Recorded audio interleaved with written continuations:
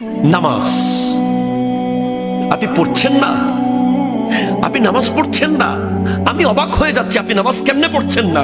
আপনি কি জানেন না একটা সিজদা না করার অপরাধে কি শাস্তি পেয়েছে শয়তান? কয়টা সিজদা? জোরে কর না, কয়টা? তাও আল্লাহকে না, আল্লাহর নবী আদম আলাইহিস সালামকে একটা সিজদা করে নাই, অহংকার করেছে। বিনিময়ে জান্নাত থেকে আল্লাহ বের করে দিয়েছে তাকে। কিয়ামত পর্যন্ত লানত প্রাপ্ত শয়তান। পৃথিবীর এমন কোন জায়গা নাই যেখানে সে সিজদা করে নাই আল্লাহকে। কিন্তু আল্লাহর কথা মতো একটা সিজদা না করার অপরাধে যদি সে এমন শাস্তির শিকার হয়, আপনি তো জানেন না প্রতিদিন 17 রাকাত হচ্ছে ফরজ নামাজ, 17 দুগুণ 34টা সিজদা। এগুলো কাকে করতে বলা হচ্ছে?